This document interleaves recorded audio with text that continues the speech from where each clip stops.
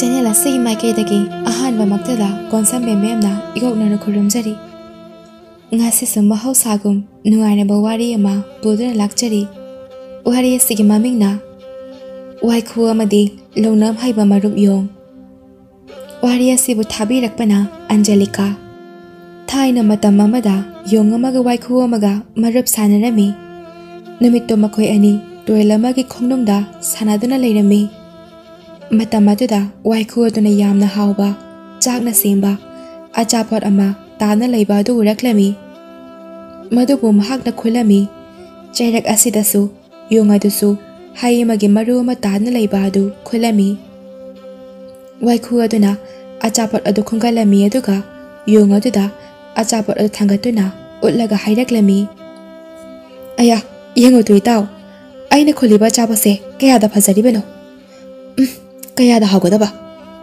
yongdu sumagi haigi marudu thangatuna maro nangidana tiye aigi suyamna hauba ahaba maphange tu yongadu mahakna khuliba hai makhaladu yamna pami adubu maru adudi karisu kanaramde nungumna yamna kanba chaba yadaba moirami mairamaduna mahakna waikhu ya chapar adu mahakna yamna pamlami yamna su chaninglami asumna mahakna wakhal tawduna magi hai maru aduga waikhugi asapot aduga onasi haiduna hairami adubu waikhu dudi hai adugi maru adu chaba yadaba nungumna yamna kanbani haiba khangbana yongna hairiba wa adu yaninglamde adudagidi yong aduna waikhuda tawsinaba hawraklami as maru nang sekada pangkhrabana nangbu hayang waigi tungi gase kremta khandraba nange chapo sidi haujuk charaga loire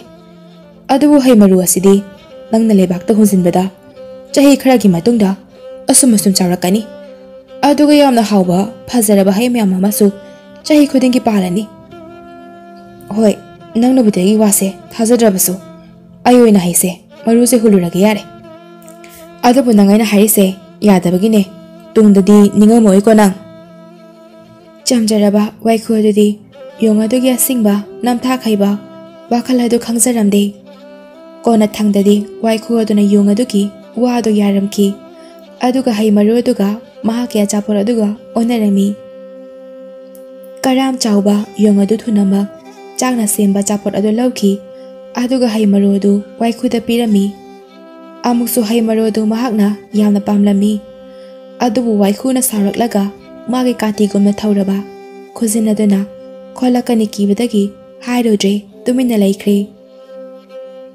asumna makhoi ani mayum da hanakre yongsu magi laifam umanga duda chatkre waikhu tutorial khongnungi nungmarak aduda jangsinkre mayum da yoraga waikhu aduna yongna harakba wasinga dugi matung ina tawnanaba honaraklami hai maru adu laibakta hunsinkre mathangi yening thadadi hai maru adu libaktagi anawa mayon chonglakpa adu ure matawadu urubada waikhu adu yamna haraurami asumna sumsum chawkhalaktuna mathang yening thadadi hai adu mapan chaba haure aduga phajaraba charoba hai khara palami isang sangba una singadugi marakta sanagi bolgumna hai adu usada yanduna mulami amuksu komlagi matawgumna mali charadi kayada hawadaba haiduna masa matanda waikhu aduna sonjai nongmadi waikhu aduna amun bahaya dubu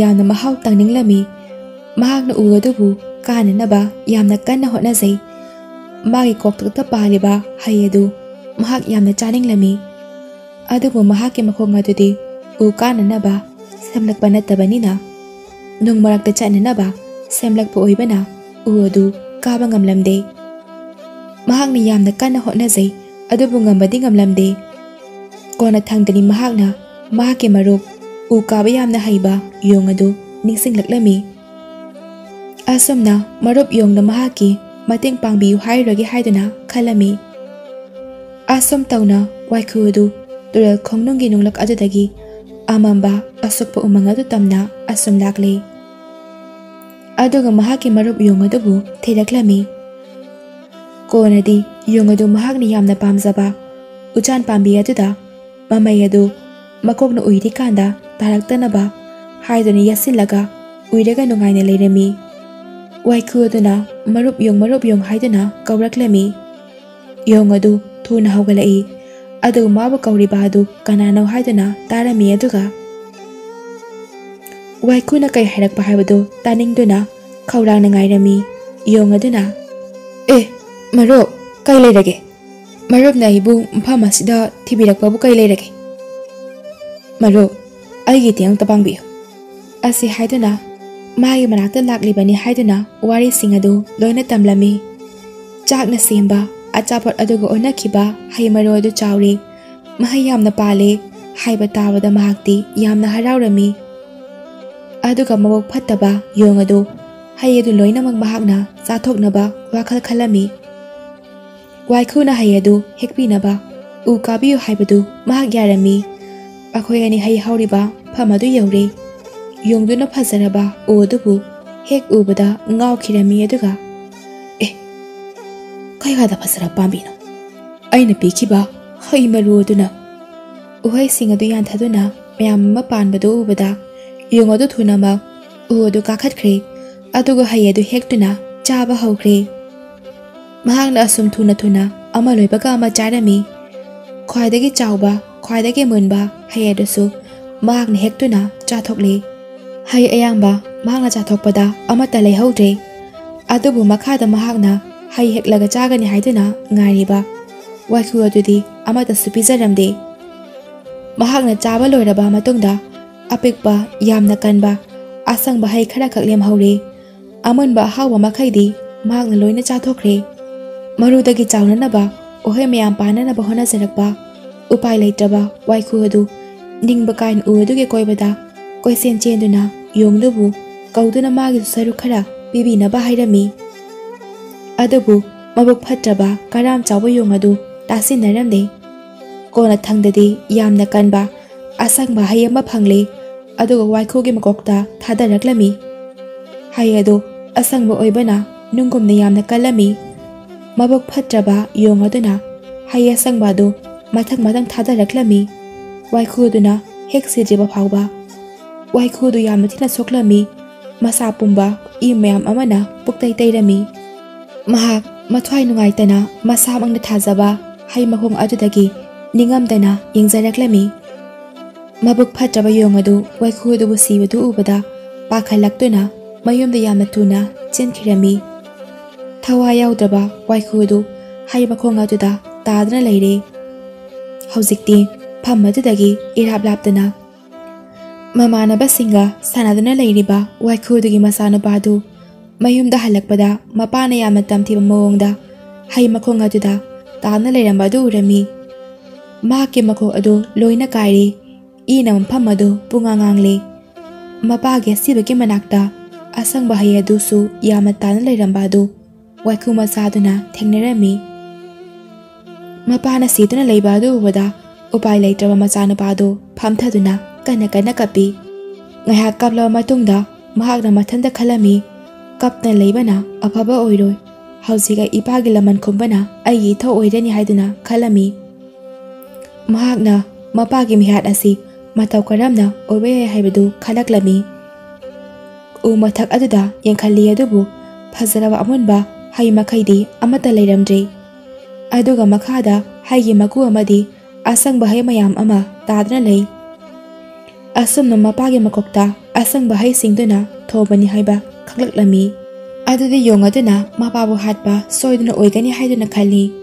Nongma mapana yongna hai maru amadi chengya chapotki wari mangonda libirambadu mahakna ningsinglaklami. Waikhu angang aduna yong aduna atai haidagidi hai aduna hena yamna pami haibasu mana khanglami.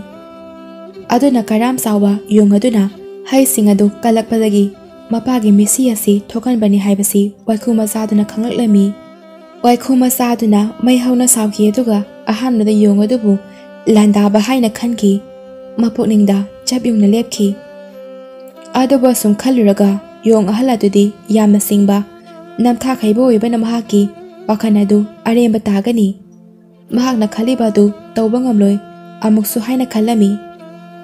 Asumna mahakna yong adubu mathantana hatpa ngamaroi khanna mapa Waikhugi mamanaba khara unaduna mahakki mating pangbiyu haiduna hairurage haina khalami.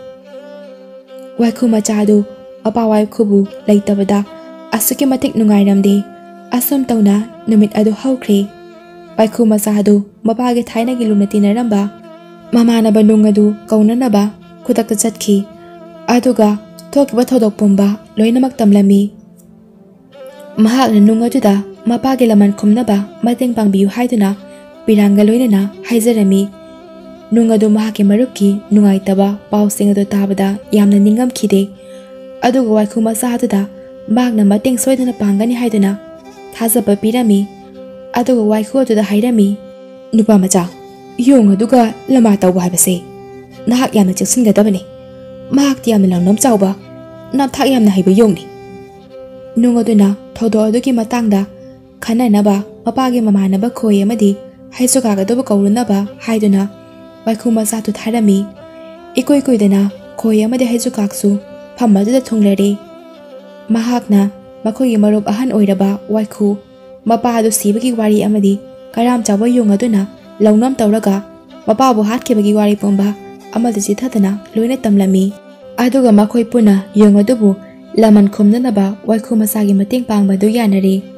Makhoina wari kaya ama kuina kari tawba haiba wari kaya khanaraba matungda nung adu Waikhu machadu loinana mayumda mapa asibadagi mathau manga pangthokpada mating pangnanaba haiduna lakminare. Waikhu mapa asibagi mathau mangamsing adu pangthokpa loikre. Asomdana thabak adu ningthina pangthokre khanbada yong adu mathanta nungaijaba phangdoklami. Aduga mahakna mahakki maru Waikhu adugi amun bahai sing adu huranna chathoklaba matungda Waikhu adu bahatokpani haibasi yamna phajaba thabakni haina yong aduna khalami. Mahakna mumo noktuna mahakna tawkiba phatraba thabak sing adu khanglaklabadi haiduna mikapna homsingna leirami. Yong adu mathanta khalami karigamba mahakna thabak sing adu tawbi haibasi Waikhugi imung manungna khanglaklabadi mahakbu yeknaba oina khanduna laman khumnanaba honarakani. Adubu mahakna mayumda numit kharadi mapan thoktana leirami. Mayumda kuina mapan thoktana lesilakpadu mahak yamna hainaramde konadi mahakna mathanta haijai. Kanamtanasu aina Waikhu adubu hatpane khangluida kananabu hoptana khangdoina. Aina mpham adu thadokpa matamda mahakti sorsu halaude aduna kanamtana ibu Waikhu hatpane haiba yaro.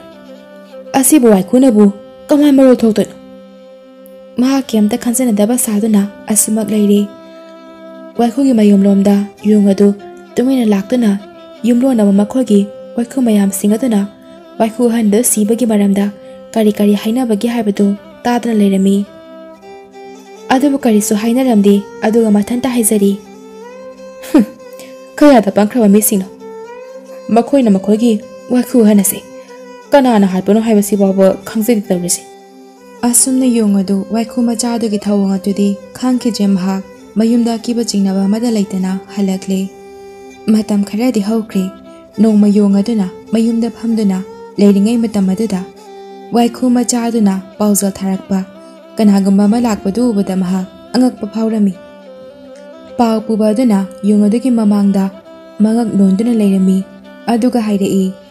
Ayakpu aigi mapuna mahaki mapadu hai heknunaba honabada u adudagi tarakpadagi sirami. Mahaki mapabu sikiba chahi amagi matung pharakpa asida mahakna mapabu ikai khumnaba utboina thawram am pangthoknaba sinlangi. Maduna nahaksu mahaki mapagi lunatinaba marup ama oina soidana thawram asibu yawba langbirau haidana haijaba lakpani. Aigi mapuna nahakpu soidana mahaki mayumda lakani haina thajaba thamhori lakpidaba yade. Wai sing adu tabada yong adu magi thamoida jingnaba kiba lairamba sing adu haujikti kokpagumna mahak nungaire. Adubu mahakki mathakta thawang khara sinduna lei haibasidi mahakti khangnamde.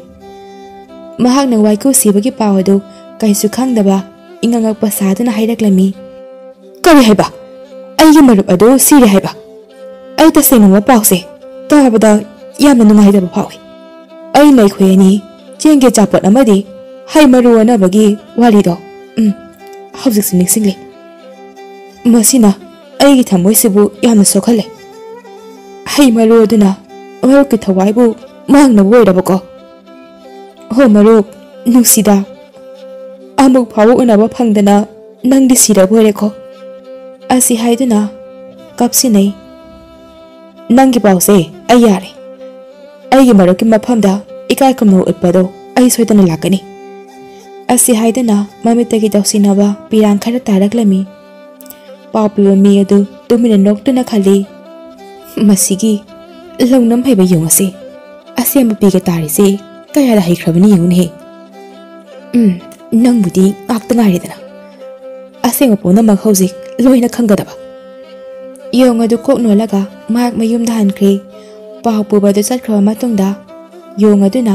ꯋꯥꯏꯈꯨ ꯃꯆꯥꯗꯨꯒꯤ ꯆꯝꯖꯕ ꯄꯪꯖꯕ ꯃꯇꯧ ꯑꯗꯨꯗ ꯅꯣꯛꯅꯔꯝꯃꯤ ꯑꯗꯨꯒ ꯁꯤꯟ ꯂꯥꯡꯂꯤꯕꯁꯤꯡ ꯑꯗꯨꯗ ꯆꯠꯂꯒꯦ ꯍꯥꯏꯅ ꯈꯜꯂꯝꯃꯤ ꯃꯍꯥꯛ ꯐꯖꯔꯕ ꯐꯤꯔꯣꯜ ꯈꯔ ꯍꯣꯡꯗꯨꯅ ꯋꯥꯏꯈꯨꯒꯤ ꯃꯌꯨꯝꯗ ꯏꯪꯅ ꯇꯞꯅ ꯂꯥꯛꯂꯦ ꯋꯥꯏꯈꯨꯒꯤ ꯏꯃꯨꯡ ꯃꯅꯨꯡ ꯄꯨꯝꯅꯃꯛ ꯃꯍꯥꯛꯄꯨ ꯂꯥꯛꯄ ꯑꯗꯨ ꯑꯣꯛꯅꯕ ꯉꯥꯏꯅ ꯂꯩꯔꯝꯃꯤ ꯑꯗꯨꯒ ꯊꯧꯔꯝ ꯑꯗꯨ ꯄꯥꯡꯊꯣꯛꯄ ꯍꯧꯔꯛꯂꯤ ꯅꯨꯡꯉꯥꯏꯇꯕ ꯏꯀꯥꯏ ꯈꯨꯝꯅꯕꯒꯤ ꯊꯧꯔꯝꯁꯤꯡ ꯂꯣꯏꯁꯤꯟꯗꯨꯅ ꯑꯆꯧꯕ ꯐꯖꯔꯕ ꯆꯥꯛꯂꯦꯟ ꯁꯤꯜꯂꯤꯕ ꯑꯗꯨ ꯆꯥꯅꯅꯕ ꯃꯌꯥꯝ ꯂꯣꯏꯅ ꯐꯝꯊꯅꯈ꯭ꯔꯦ ꯆꯥꯛ ꯆꯥꯕꯗꯨ ꯂꯣꯏꯔꯕ ꯃꯇꯨꯡꯗ ꯃꯈꯣꯏꯒꯤ ꯆꯠꯅꯕꯤ ꯑꯣꯏꯅ ꯁꯤꯜꯂꯤꯕ ꯆꯥ ꯊꯛꯄꯒꯤ ꯊꯧꯔꯝ ꯑꯗꯨꯁꯨ ꯍꯧꯅꯅꯕ ꯍꯥꯏꯗꯨꯅ ꯌꯣꯡ ꯑꯗꯨ ꯃꯈꯣꯏꯒꯤ ꯀꯥꯗꯨꯗ ꯆꯥ ꯀꯞ ꯑꯃ ꯊꯛꯅꯅꯕ ꯍꯥꯏꯗꯨꯅ ꯀꯧꯁꯤꯜꯂꯦ ꯋꯥꯏꯈꯨ ꯃꯆꯥꯗꯨꯅ ꯌꯣꯡ ꯑꯗꯨ ꯀꯧꯁꯤꯜꯂꯕ ꯃꯇꯨꯡꯗ ꯃꯍꯥꯛ ꯀꯥꯗꯨꯗꯒꯤ ꯊꯣꯔꯛꯂꯦ ꯐꯅ ꯀꯨꯏꯅ ꯂꯩꯔꯕ ꯐꯥꯎꯕ ꯃꯍꯥꯛ ꯍꯜꯂꯛꯇ꯭ꯔꯤ ꯀꯣꯟꯅꯗꯤ ꯌꯣꯡ ꯑꯗꯨ ꯉꯥꯏꯉꯝꯗꯅ ꯃꯁꯥ ꯃꯊꯟꯇ ꯍꯥꯏꯖꯩ ꯀꯔꯤꯅꯣ ꯃꯈꯣꯏꯒꯤ ꯆꯥ ꯊꯛꯄꯒꯤ ꯊꯧꯔꯝ ꯑꯁꯤꯕꯨ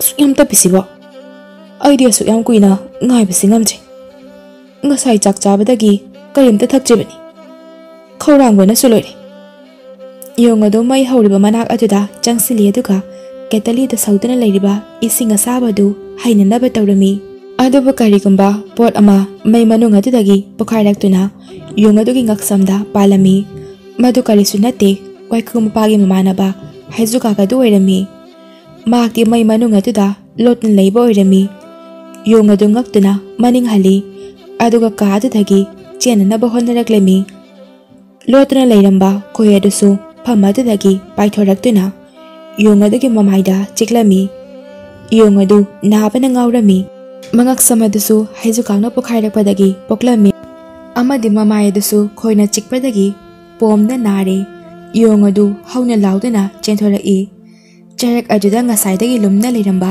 ꯅꯨꯡ ꯑꯗꯨꯁꯨ ꯅꯨꯡ ꯃꯌꯥꯝꯒ ꯂꯣꯏꯅꯅ ꯋꯥꯏꯈꯨ ꯑꯗꯨꯒꯤ ꯊꯣꯡꯒꯥꯜꯒꯤ ꯃꯊꯛꯇꯨꯗ ꯂꯩꯔꯝꯕꯗꯒꯤ ꯌꯣꯡꯗꯨꯅ ꯃꯈꯥꯗ ꯆꯦꯜꯂꯤꯕ ꯑꯗꯨꯗ ꯅꯨꯡ ꯃꯌꯥꯝ ꯑꯃ ꯌꯣꯡ ꯑꯗꯨꯒꯤ ꯃꯀꯣꯛꯇ ꯂꯪꯊꯔꯛꯂꯝꯃꯤ ꯌꯣꯡ ꯑꯗꯨ ꯂꯨꯝꯂꯕ ꯅꯨꯡꯁꯤꯡ ꯑꯗꯨꯅ ꯃꯊꯛꯇꯒꯤ ꯃꯀꯣꯛꯇ ꯂꯪꯊꯔꯛꯄ ꯑꯗꯨꯗ ꯌꯥꯝꯅ ꯅꯥꯕ ꯍꯥꯏꯕꯗꯨ ꯑꯣꯏꯔꯝꯃꯤ ꯃꯍꯥꯛ ꯍꯧꯒꯠꯄ ꯉꯝꯗꯅ ꯅꯥꯕꯅ ꯍꯦꯟꯃꯟꯕꯅ ꯃꯁꯥꯗꯨ ꯀꯣꯟꯁꯤꯟꯗꯨꯅ ꯈꯥꯡꯂꯝꯃꯤ ꯇꯟꯖꯥ ꯑꯗꯨꯗ ꯊꯃꯣꯏ ꯀꯥꯏꯔꯕ ꯎꯄꯥꯏ ꯂꯩꯖꯗ꯭ꯔꯕ ꯋꯥꯏꯈꯨ ꯃꯆꯥ ꯑꯗꯨꯁꯨ ꯊꯣꯔꯛꯇꯨꯅ ꯃꯍꯥꯛꯀꯤ ꯀꯥꯇꯤꯒꯨꯝ ꯊꯧꯔꯕ ꯈꯨꯖꯤꯟ ꯑꯗꯨꯅ ꯌꯣꯡ ꯑꯗꯨꯗ ꯈꯣꯠꯂꯝꯃꯤ ꯑꯗꯨꯒ ꯍꯥꯏꯔꯛꯏ ꯍꯦ ꯃꯤꯐꯠꯇ ꯑꯩꯒꯤ ꯄꯥꯕꯨ ꯅꯪꯅ ꯇꯝꯊꯤꯅ ꯍꯥꯠꯄꯗꯨ ꯅꯪ ꯍꯧꯖꯤꯛꯁꯨ ꯅꯤꯡꯁꯤꯡꯂꯤꯕ꯭ꯔꯥ ꯍꯥ ꯍꯧꯖꯤꯛꯇꯤ ꯅꯪ ꯑꯩ ꯌꯦꯛꯅꯕ ꯑꯣꯏꯔꯕꯅꯤ ꯈꯪꯉꯨ ꯋꯥꯏꯈꯨ ꯃꯆꯥ ꯑꯗꯨ ꯌꯥꯝꯅ ꯁꯥꯎꯅ ꯁꯣꯔ ꯃꯄꯤ ꯍꯣꯟꯗꯨꯅ ꯍꯥꯏꯔꯛꯂꯝꯃꯤ ꯃꯗꯨꯗꯤ ꯅꯪꯒꯤ ꯅꯄꯥꯒꯤ ꯑꯁꯣꯏꯕꯅꯤ ꯑꯩꯒꯤ ꯅꯠꯇꯦ ꯌꯣꯡ ꯑꯗꯨꯅ ꯌꯥꯝꯅ ꯋꯥꯅ ꯑꯆꯨꯝꯕ ꯁꯥꯗꯨꯅ ꯍꯥꯏꯔꯛꯂꯝꯃꯤ ꯂꯧꯅꯝ ꯆꯥꯎꯕ ꯃꯤꯐꯠꯇ ꯅꯪ ꯍꯧꯖꯤꯛ ꯐꯥꯎꯕ ꯑꯣꯏꯗꯕ ꯉꯥꯡꯂꯤ ꯑꯩꯅ ꯅꯪꯕꯨ ꯑꯁꯤꯕꯒꯤ ꯃꯐꯝ ꯑꯗꯨꯗ ꯊꯥꯕꯤꯔꯒꯅꯤ ꯈꯪꯉꯨ ꯑꯁꯤ ꯍꯥꯏꯗꯨꯅ ꯃꯥꯒꯤ ꯊꯧꯔꯕ ꯈꯨꯖꯤꯜ ꯑꯗꯨꯅ ꯌꯣꯡ ꯑꯗꯨꯕу ꯃꯉꯛꯇꯨꯅ ꯍꯥꯠꯂꯝꯃꯤ ꯑꯁꯨꯝꯅ ꯃꯔꯥꯜꯒꯤ ꯃꯇꯨꯡ ꯏꯟꯅ ꯂꯧꯅꯝ ꯍꯩꯔꯕ ꯌꯣꯡ ꯑꯗꯨ ꯗꯟꯗꯤ ꯐꯪꯈꯤ ꯑꯃꯗꯤ ꯋꯥꯏꯈꯨ ꯃꯆꯥ ꯑꯗꯨꯁꯨ ꯃꯄꯥꯒꯤ ꯂꯃꯟ ꯈꯨꯝꯕ ꯉꯝꯗꯦ ꯍꯥꯏꯗꯨꯅ ꯅꯣꯛꯈꯤ ꯑꯃꯁꯨꯡ ꯀꯞꯈꯤ ꯃꯇꯧ ꯑꯗꯨ ꯎꯕꯗ ꯉꯁꯥꯏꯗꯒꯤ ꯌꯦꯡꯅ ꯂꯩꯔꯤꯕ ꯋꯥꯏꯈꯨꯒꯤ ꯃꯔꯨꯞ ꯅꯨꯡ ꯈꯣꯏ ꯑꯃꯗꯤ ꯍꯩꯖꯨꯀꯥꯛꯁꯨ ꯀꯞꯂꯦ ꯋꯥꯏꯈꯨ ꯃꯆꯥꯅ ꯆꯪꯁꯤꯟꯗꯨꯅ ꯏꯄꯥꯒꯨꯝꯂꯕꯁꯤꯡ ꯅꯈꯣꯏꯕꯨ ꯇꯣꯜꯂꯕ ꯑꯩꯍꯥꯛꯅ ꯊꯥꯒꯠꯄ ꯐꯣꯡꯗꯣꯛꯆꯔꯤ ꯅꯈꯣꯏꯒꯤ ꯃꯇꯦꯡꯗꯒꯤ ꯉꯁꯤꯗꯤ ꯑꯩꯅ ꯏꯄꯥꯒꯤ ꯂꯃꯟꯁꯦ ꯈꯨꯝꯕ ꯉꯝꯖꯕꯅꯤ ꯑꯁꯨꯝꯅ ꯃꯈꯣꯏ ꯃꯁꯦꯜ ꯋꯥꯔꯤ ꯉꯥꯏꯍꯥꯛ ꯁꯥꯟꯅꯔꯕ ꯃꯇꯨꯡꯗ ꯃꯈꯣꯏꯁꯤꯡ ꯑꯗꯨꯁꯨ ꯃꯌꯨꯝ ꯃꯌꯨꯝꯗ ꯂꯣꯏꯅ ꯆꯠꯅꯈ꯭ꯔꯦ